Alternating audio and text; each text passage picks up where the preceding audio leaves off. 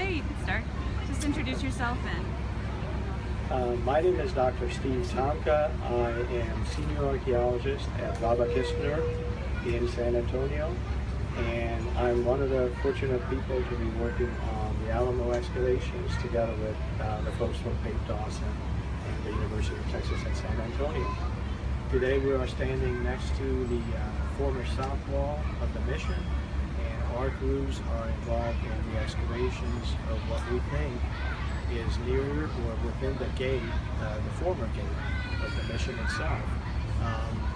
Many archaeologists in the past have worked in this spot, and it's taken us a little bit of work to figure out and find a spot where no excavations have occurred. And we think that we are in exactly that spot right now. And if we are correct, we are basically, our units are basically in the former main gate of the mission along the south wall, which was the main gate of the mission itself.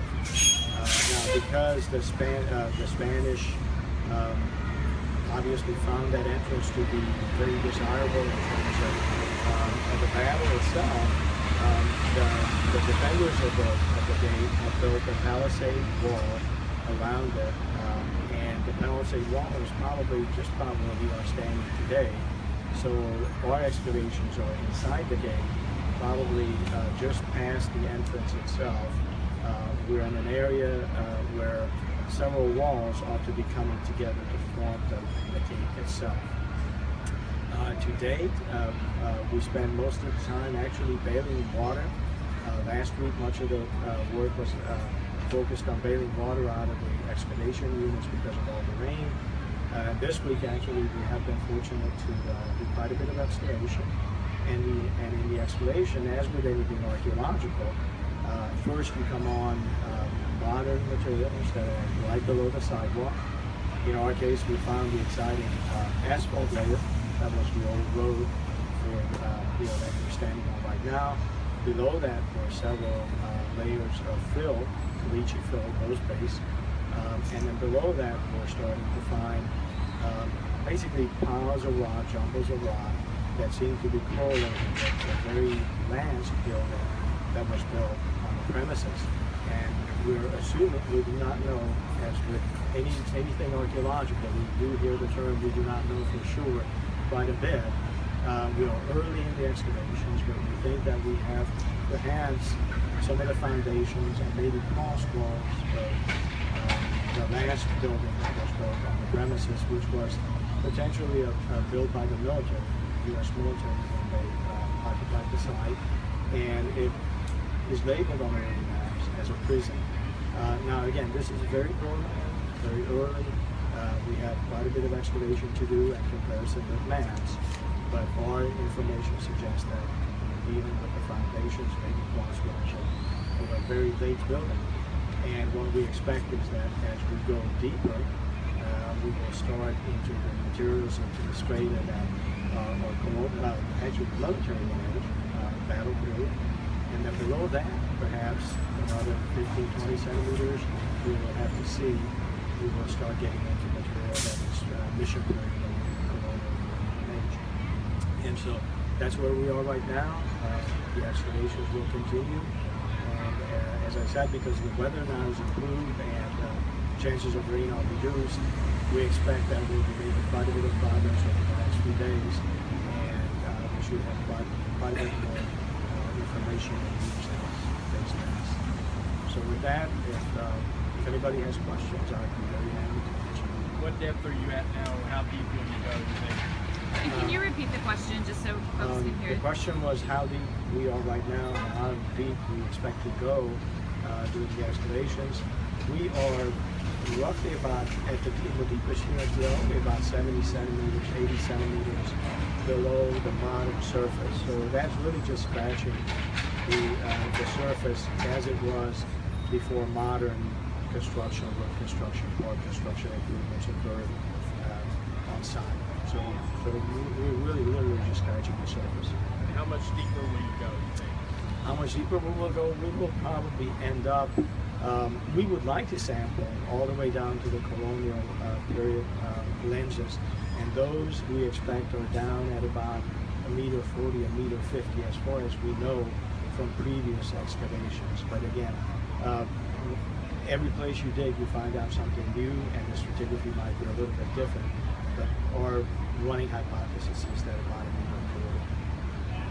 How is the excavation being conducted in a different way than what occurred across the street? It looks like you've got a much larger area.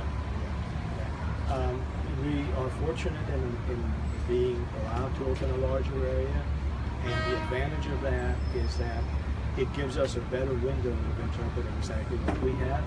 When you start out with a small unit, you're literally just taking a peek into the past through that small area, and whatever you find is very difficult to relate to any other finds that are nearby. And in our case, we're actually opening up a number of contiguous units, so that when we find a feature, a segment of the wall perhaps, or rocks, we can better determine whether it's part of the wall, part of the cross wall, where the foundations are, those kinds of things. So it really has helped us give us a better potential of interpreting correctly what we see. Have you found any artifacts? That's a good question. We have not. The artifacts that we have found are scarce, and interestingly enough, they're Native American made, potentially prehistoric rather than belonging to the Mission period Indians. And we suspect that that's because sometimes when you construct, you build a trench, you bring up materials that are at the bottom of the trench and put them on top of the stratigraphy, creating what we as archaeologists refer to as reverse stratigraphy. And so the older stuff in this case is on top, and the more recent stuff is buried by the old material. And that's, I think, what we're seeing, and that might be further evidence that we're dealing with a trench and a wall rather than the original stratigraphy, again, because it's been dug into during historic times. How many archaeologists do you have on site working here? We have a total of 5 archaeologists. 4 of them work every day. I come out on an as-needed basis, and we consult every day, either by phone or directly, to make sure that we keep track of what is coming out and how to interpret the materials. Any other questions? We will do this again tomorrow, and we should, again, every day, because of the progress we're making, we should have some updates that are meaningful as to the story, so stay tuned. Thanks, Dr. Tomka. Thank you. Thanks everybody for tuning in. We are on the second site here, taking a look into some of the work that's being done. Thanks all for tuning in. Sorry if the sound is a little hard there. We'll get Dr. Tomka to speak up a little bit. And we're also, just so you know where we are right on the street level, so we do have some traffic and some sound from that. But we'll bring these to you again at 10:30. Thanks everybody for tuning in. Leave your comments and your questions below.